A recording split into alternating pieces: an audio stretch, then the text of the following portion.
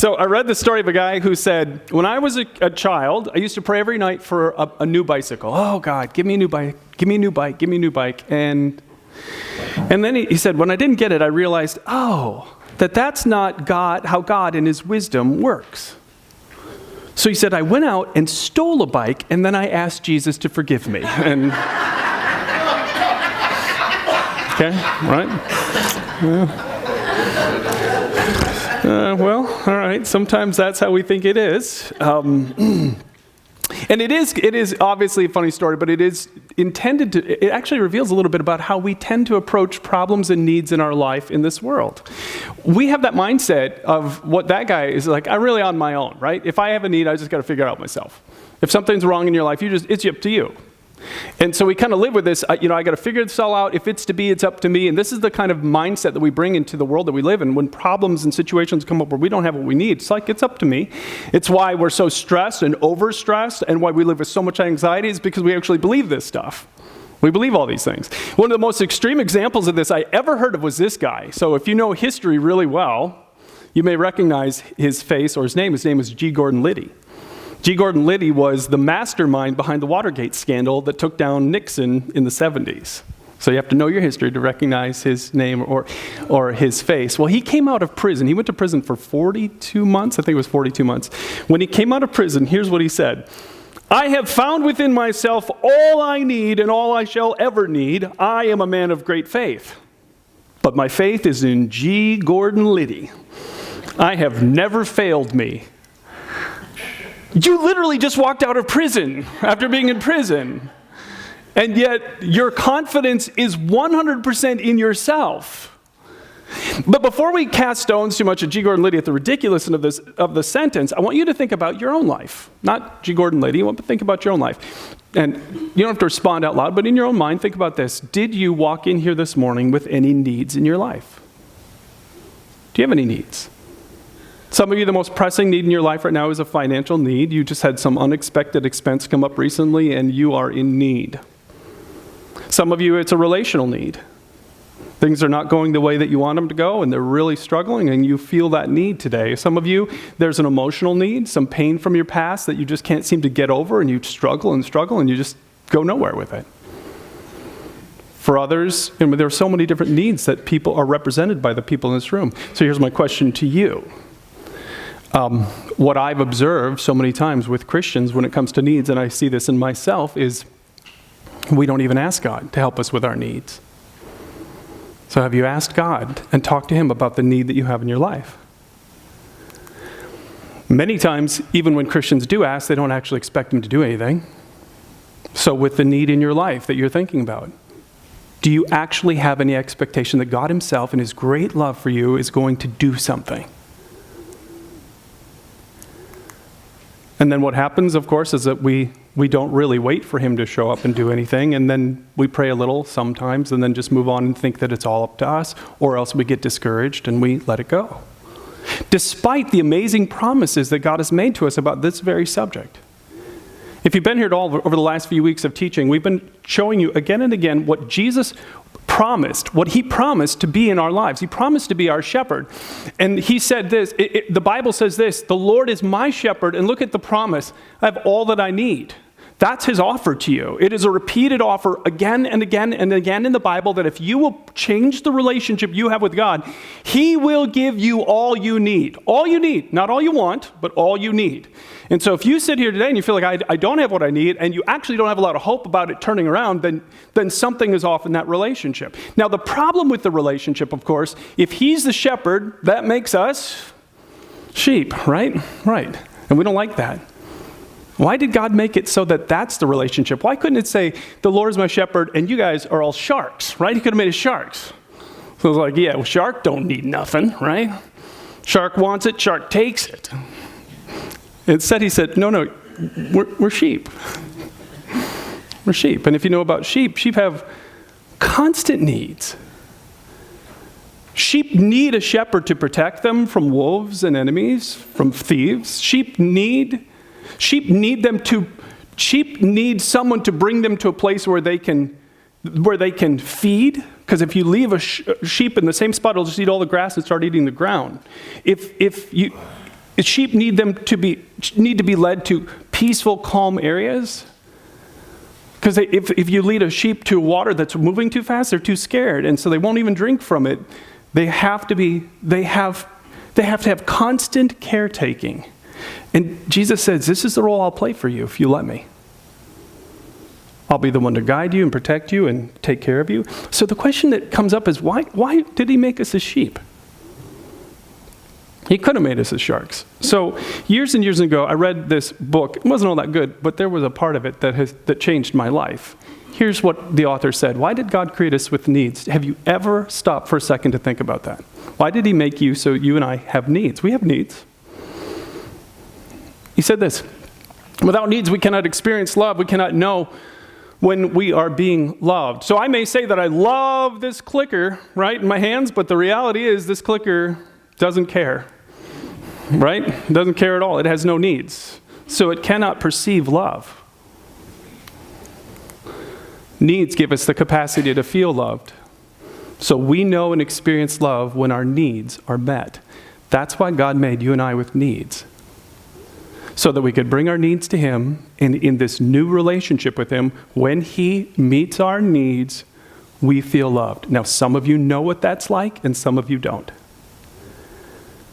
For those of you who don't know what that's really like, you're going to hear some things today that will hopefully help you understand what's possible.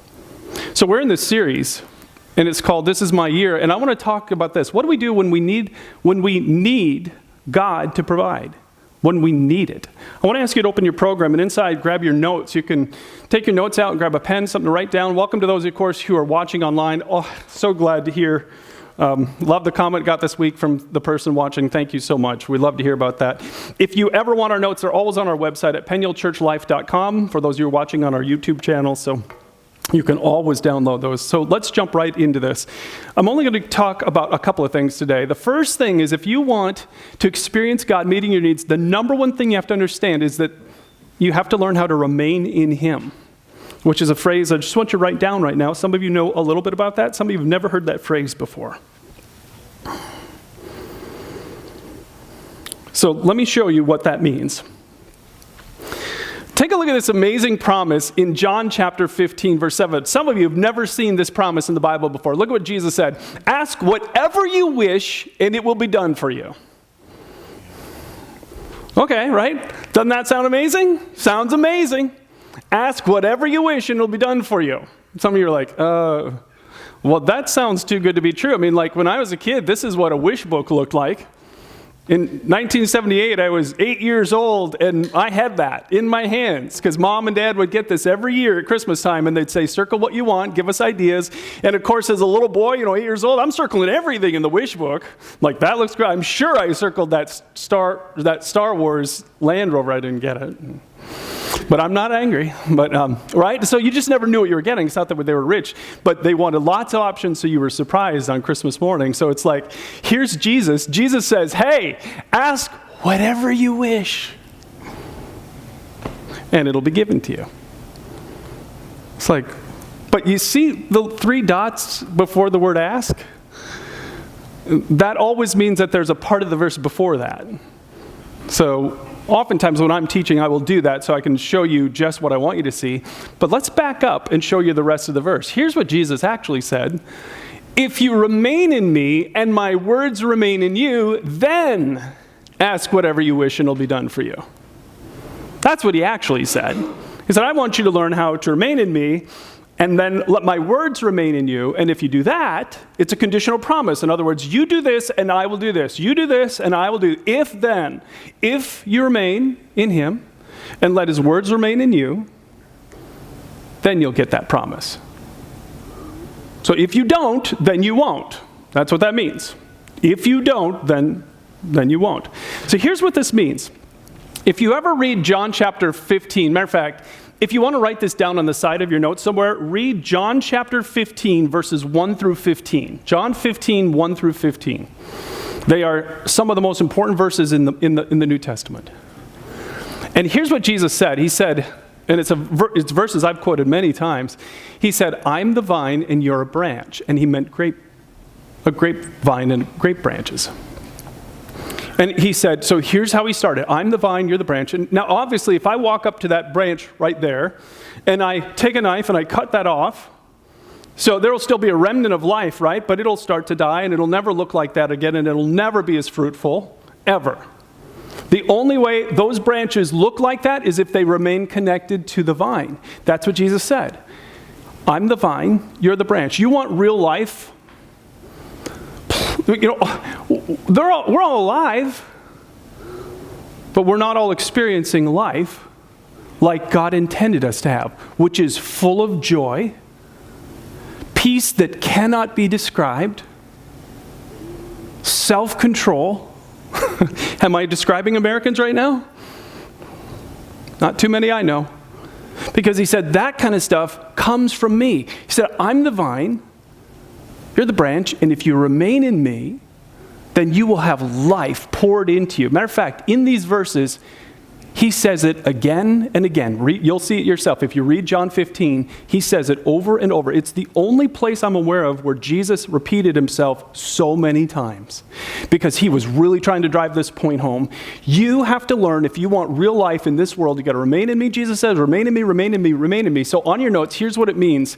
Remaining in him means ongoing daily dependence on God. That's what it means. Ongoing daily dependence on God. If you've ever heard me teach about this before, I often refer to it as reverse parenting.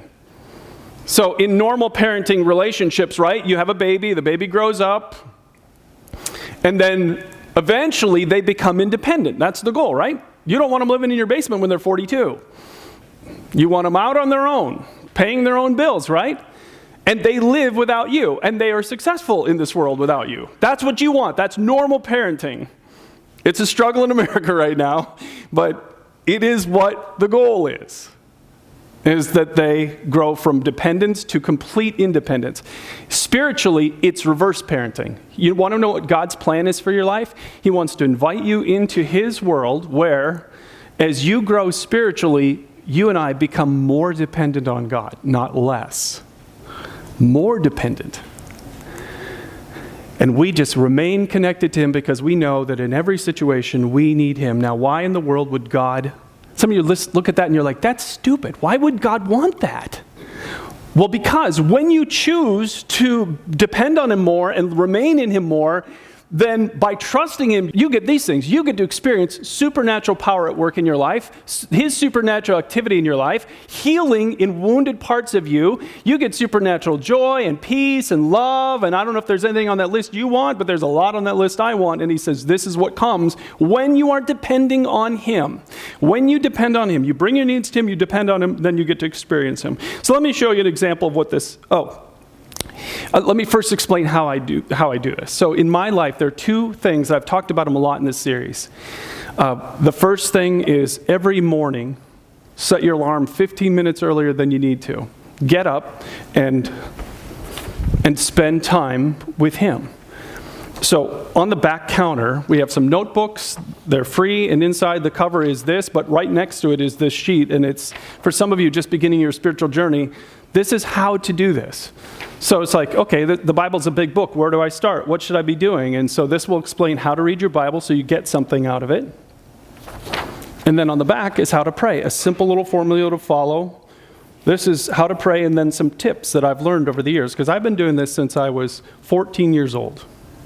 So since I was 14 years old, that's when I became a Christian. My mom said, hey, just read 3 chapters a day and pray for 5 minutes before you go to bed at night. And I didn't know any better, so I started that. And I've continued that habit my whole life, and it's changed. So everything I've learned about the key things about how to spend time with him, because what did he say? You have to remain in him. And notice he also said, let my words remain in you. So you got to keep his word in your mind as you're remaining in him, and then you can ask for what you wish. And then the other real big point of emphasis during this series has been this: 60-60. For the next 60 days, set an alarm on your phone to go off every 60 minutes. And when it goes off, you turn your attention back to God. So I've had this on my phone for weeks and weeks now, probably about a month.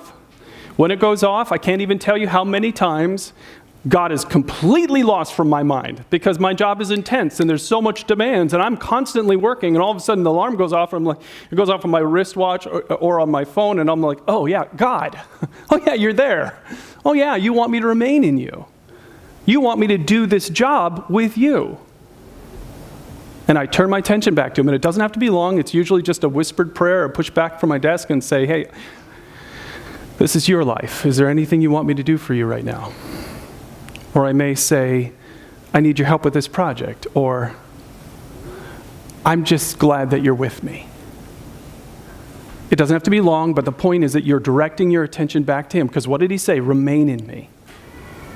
So what does all this look like if you do this? If you come to Penuel at all, you're going to hear me talk about this guy, because he is one of my heroes in the faith. I have a small group of heroes, and this man is one of them. This is one of his many, many biographies written about him. As you can see from the title, his name is George Mueller. He lived in Bristol, England in the 1800s. And it was a different world back then. You know, the longevity wasn't very long, and so moms and dads regularly died, and there was no one to take orphans in. There were no orphanages, and so children were raised on the streets, and that meant starvation, that meant crime, that meant they actually put little children in prison back in that day and age. It was a crazy world. And as a strong Christian, George Mueller really felt like God, when he said, care for widows and orphans, that God meant it. And so he and his wife started taking orphans in. They took in 2, then 10, then 20. They outgrew their house, so they built an orphanage. You can see the picture behind him is an actual picture of one of the orphanages that still exists to this day. You can go Bristol, England, and see it. All built, and everything he needed was provided by God without him ever going into debt and without him ever asking a human being for money. He just brought his needs to God. So if you think your needs are big, let me give you some perspective. He was a meticulous journaler, so he would write about all the things that were going on with the orphans. These are some of the orphan boys, as you can see, and some of the orphan girls from the 1800s. In 1853, he wrote this, June 13th. He said, we are now very poor. He said, not in debt. We have a little bit of money left.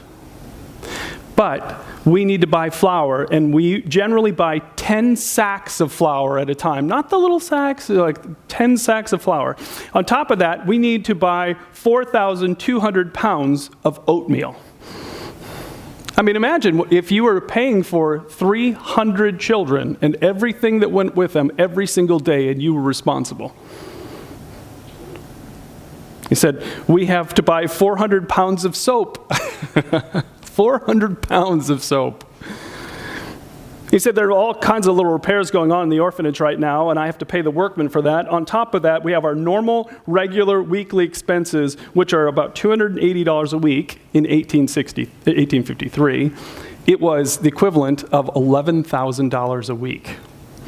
$11,000 a week, you have no income, you have to pray and depend on God to provide that every single week. And then he said on top of that, I just found out 2 days ago, and he journaled all this, that the heating apparatus needed to be repaired, and it was going to cost a significant amount of money. He said, therefore, it is desirable to have $500 for these very heavy extra expenses. $500 in today's money is over $20,000. So if you had a $20,000 need, how much fear would you have? I mean, not a want, an actual need. $20,000, he just needed it. He said, I have no human prospect whatsoever of getting 200 pennies, let alone $200 or $500, what I need. He said, in addition, today is Monday, when generally people don't give very much to the orphanage.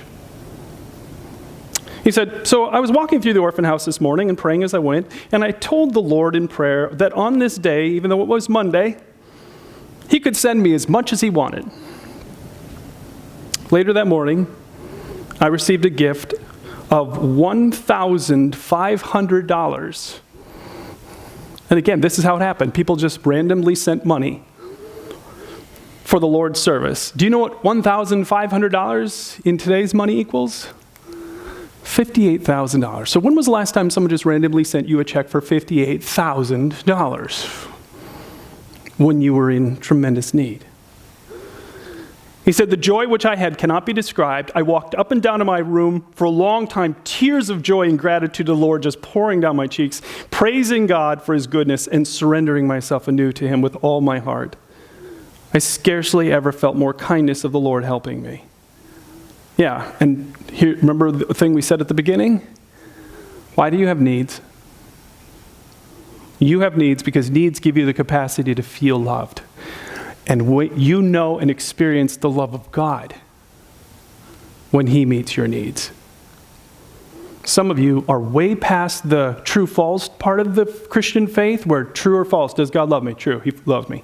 You now need to experience it, and your needs are the key to that. Your needs are the key to that. But here's the thing. He doesn't want to be Santa, and he doesn't want to be your vending machine. That's why he says, remain in me. He wants a relationship with you, friendship. And from that friendship comes provision. And if you decide to short circuit it and cut out the friendship part of it, then you won't see this part of it. It's by remaining in him that he will begin to meet your needs. So once you understand this, and you begin to prioritize the relationship with him, then the second thing, and the only other thing we're going to talk about is this, then you start asking for what you need. You ask God for what you need.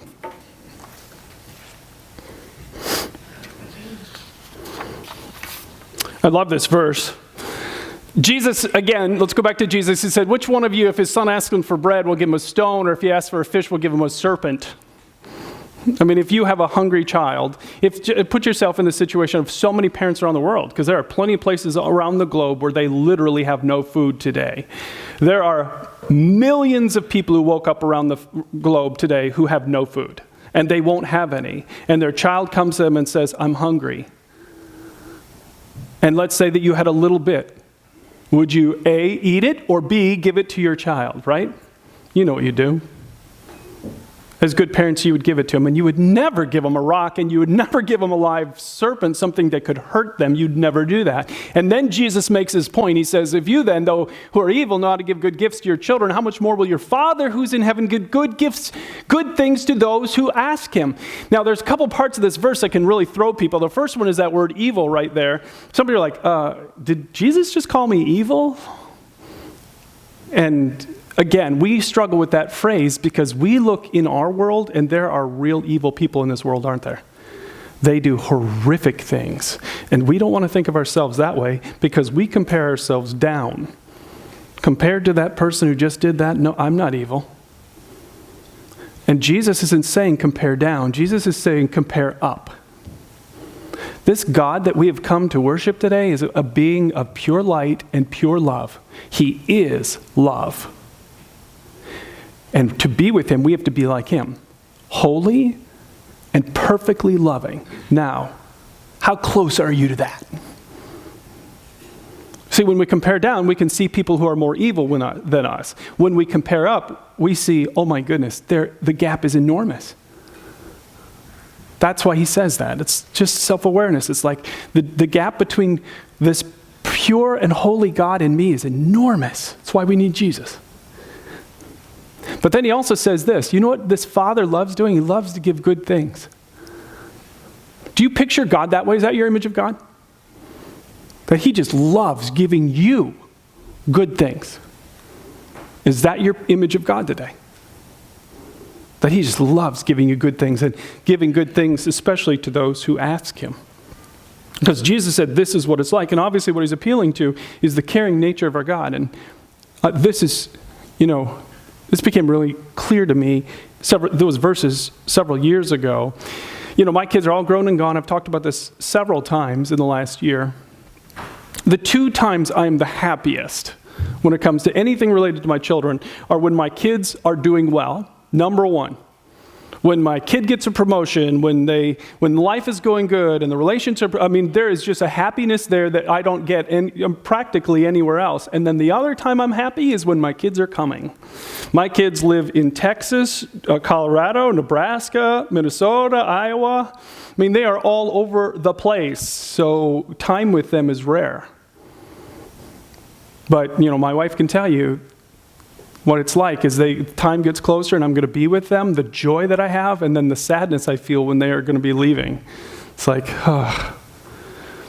And put that in the context of God. What does God want us to do? Remain in him. You know why?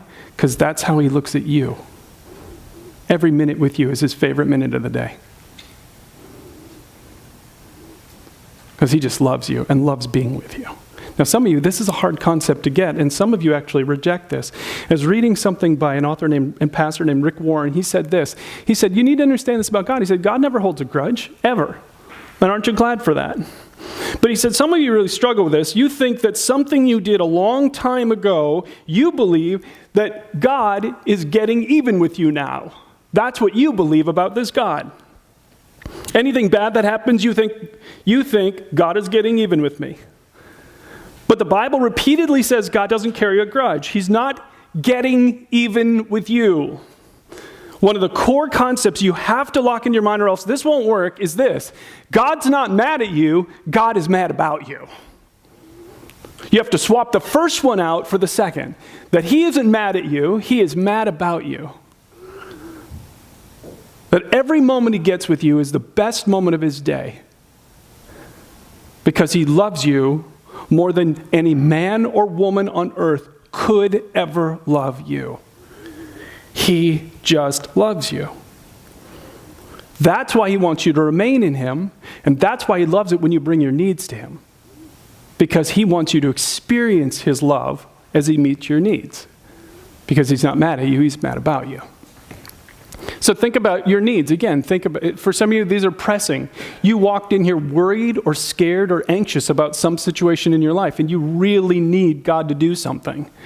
So here's the actual formula that I have in my prayer notebook when I pray about something in my life.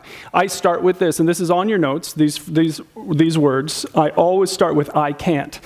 You will not experience God till you learn the power words of Christianity, and those are the power words of Christianity right there. Right there. If you think you can, he'll just let you try. Because if he does help and really help in that moment, who takes all the credit? Look what I did. Aren't I amazing? I'm incredible. Just look at me, everybody. Right? And then we don't grow closer in our relationship with him.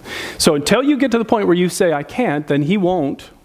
And he'll let you just keep trying, and anxiety and stress and overwork and all the things we get.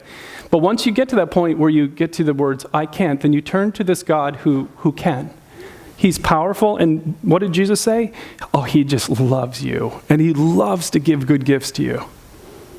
He loves to give good things to you. So he's powerful. He cares about me. And then whenever I can, I add a promise right to the prayers that I'm praying about. There's a couple of promises right there on your notes. If you look on your notes, I don't have it up here, 2 Corinthians 9:8. Look at this promise. God will generously provide all you need. That's a promise. One of many promises. There are thousands of promises in the Bible. That's why it's so important to get his words in our mind so that we can know what he's promised. And I will often write his promise right in my prayer, and I put my finger on it when I'm praying and say, you promised this. And so then I ask him for help. And this is not on your notes. I want you to write this in. I actually had pulled it out. I was going to use it as point number 3, but I just don't have time today. So I just want you to write it down, though. We learn to thank him in advance. You thank him before you see him do anything, because nothing moves the hand of God like faith. So you have to demonstrate some faith in God. And thanking him before you see him do anything, that's faith. So think about the needs that you have, and I write them out. I put the date down and I write them out just like that. God, I can't solve this. I can't fix this. And you think about how many of you have people in your life that you love who are on the wrong path today? You care about them, and they are far from God, or they're headed down a destructive path that's really painful to you because you care about them. Follow that formula. God, I can't. Some of you think you can. No, I can. I'm going to nag them right onto the right path. I'm going to nag them on there, right? How's that working for you? They're really turning around, aren't they? Whew, almost got them. Yeah, it's not working. You can't. He can. That's why I show you videos at the start of the service about these people whose lives have been completely transformed by God. You think you're ever going to encounter someone that he can't change? There is nobody beyond the reach of this God of grace and love. Nobody. So ask for his help and thank him in advance that he's already working. And here's what he does. Here's what he does. I read this story this last week of a woman who walked into a grocery store with $10 in her purse, and that's all she had to buy groceries for her entire family for a week. They have 5 kids. So how many of you think with $10 you're going to buy all the groceries for a week for a family of 7? Not going to work? Strong Christian, she walked in the store and she was just praying, saying, God, this is all I have. Somehow make it work. She was in this spot because recently she had just given birth to triplet boys, and they already had 2 before that. And not long before she gave birth, her husband got sick and then lost his job. So the only income they had left was hers, but obviously she'd just given birth, and so there was no income coming in. Because of other factors, they didn't qualify for financial aid. She didn't know what to do, but one of the things she said in the story was, I determined that my faith wasn't going to falter. I wasn't going to take this painful thing and blame God. So with a little bit of faith, she walked in the store and said, God, make $10 go so far that it can feed a family of 7 for a week. She walked into the store and she was going up and down the aisles with her cart. Barely anything was in it. And all of a sudden she bumped into some friends of hers from church. This older couple, Harold was the deacon, one of the deacons at the church where she attended. And he came right up, super friendly guy, and started chit-chatting with her. And she didn't really feel much like talking because of what was going on. And so he left, and she just kept going up and down the aisles trying to find some way to make $10 turn into a week's worth of groceries. She'd been going up and down the aisles for a little while when she turned around, and there was Harold coming back down the aisle towards her. And she was surprised because she was pretty sure he'd checked out a while ago and had left the store. And he walked up to her and he said to her, do you believe that God speaks to us? And she said, what do you mean, like God talks to us when we're praying or something? And he said, no, I mean literally, that he speaks and we can hear him. He said, do you believe God talks to us so we can hear him? And she said, I thought about it for a while, and she said, you know what, I do believe that. My answer is yes. And he said, good. I'm glad you said that. Because then you're going to believe me when I say that God spoke to me as I was leaving the store. He told me to come back in and find you and give you all the cash in my wallet. And he opened up his wallet and took out all the cash that he had. She immediately, of course, tried to say no, and he said, I heard God say it to me. And she said, I don't even know what to say. I think I'm going to cry. And he said, buy some tissues. They're in aisle 5. So. And tears started to flow, and she said, I looked down at the answer to prayer in my hand, and he just said, see you Sunday, and turned and walked out, having no clue what was going on in her life. None. She said, I stood there in that aisle holding the evidence of God's faithfulness, and I felt loved. Why do you have needs? Because it's your needs that give you the capacity to feel loved. And you will know and experience the love of God when you let him start to meet your needs. So as we finish up, I just want to ask you to think about this. Do you want to know about God's love, or do you want to start to experience it? What do you want? I'm at the point where I don't need any more trivia about God. I don't care. I don't want to know more facts about God. I want to experience the love of God, which is what the Bible says you and I are supposed to have. Experiences with the love of God. All right? So you have to build some habits that are going to help you remain in Jesus. And if we can help you as a church, we are really committed to this. Those 15 minutes a day, 60-60, you can take a notebook, you can take out one of those sheets right next to it. We give away Bibles for free. We got devotionals back there. Whatever you need, we will gladly help you with. If you read some of this and I have questions, I will happily sit down and talk to you about what it means and what I've learned in all these years of doing this. But you've got to build habits that allow you to remain in Jesus. And the most important thing is you've got to remember that your needs are not a sign that he's walked away from you. Your needs are not a sign that he's abandoned you. Your needs are an opportunity for you to experience the love of God as you bring those needs to him and he meets your needs and you feel loved in just the smallest portion of how much he loves you. Let me have you bow your heads. For some of you, spiritually, this kind of sounds strange, and maybe for some of you, the biggest point that you took away today was that whole word evil. It's such a big and loaded word in our world.